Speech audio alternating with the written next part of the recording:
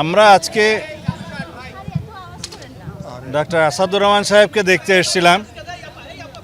তিনি বিগত 18 তারিখে রাত্রে শান্তিনগর এলাকায় তার একটা ক্লিনিকে পপুলারের চেম্বারে প্র্যাকটিস করে বেরিয়েছিলেন।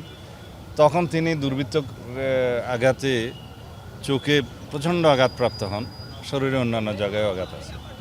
একটা সংঘবদ্ধ চক্র দুর্বৃত্তরা এরকম হাই ভ্যালু টার্গেট করে যারা বড় বড় হাসপাতাল এবং বড় বড় ডাক্তার বা অন্যান্য পেশায় বড় পেশাজীবী তাদেরকে টার্গেট করে ভয়ভীতি প্রদর্শন করে মেসেজ টেসেজ দিয়ে এবং সর্বশেষে আঘাত করে তাদের কাছ থেকে চাঁদাবাজির একটা উদ্দেশ্য তাদের ছিল। তা আমরা 18 তারিখ থেকে আজকে 22 তারিখ এর 2 দিন আগেই সংঘবদ্ধ চক্রের 7 জনের মধ্যে 4 জনকে সাকসেসফুলি গ্রেপ্তার করতে সক্ষম হয়েছে আমাদের পুলিশ বাহিনী এবং ডিবি।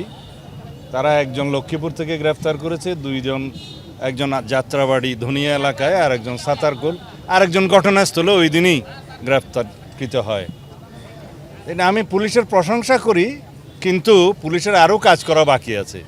আমরা এই সমস্ত সংঘবদ্ধ চাঁদাবাজ চক্র যা আছে এগুলো সবগুলোকে নির্মূল করতে চাই এবং আজকে একটা ইনস্ট্রাকশন দিয়েছি, বিশেষ করে মেট্রো এলাকায়, ডিএমপি সহ অন্যান্য মেট্রো এলাকায় যারা এরকম চাঁদাবাজ, চিহ্নিত সন্ত্রাসী, মাদক ব্যবসায়ী, তাদেরকে অতি শীঘ্র, আমি টাইম লিমিট দিচ্ছি না, অতি শীঘ্র যদি তাদেরকে আমরা হেফাজতে না নিতে পারি, আইনের আওতায় না আনতে পারি, তাহলে যারা যারা ব্যর্থ হবে তাদের বিরুদ্ধে ব্যবস্থা নেওয়া হবে।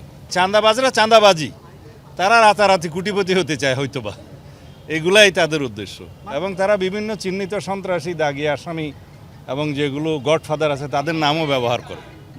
তা আমরা যাই হোক, আমি পুলিশের এখানে একটু প্রশংসাই করি, তারা 48 ঘন্টার মধ্যেই যে মূল হোতা তাকে ধরতে পেরেছে।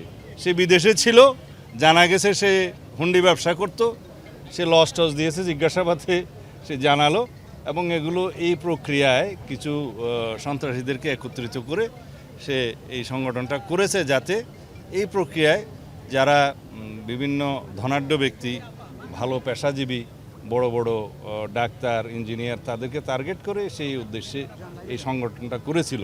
তা আমি মনে করি এগুলো নির্মূল হয়ে যাবে। আমি শুধু চাঁদাবাজদের তালিকা করছি না, চাঁদাবাজদের সাথে যদি কোনো পুলিশ সদস্য জড়িত থাকে তাদের তালিকাও করছি। ব্রাহ্মণবাড়ি এলাকাটায় এরকম যে গান বাজনা, সিনেমা, এই সমস্ত এগুলো প্রায় একটা বহু বছর যাবৎ তাদের মধ্যে এটা একটু প্রায় নিষিদ্ধের মতো এলাকা।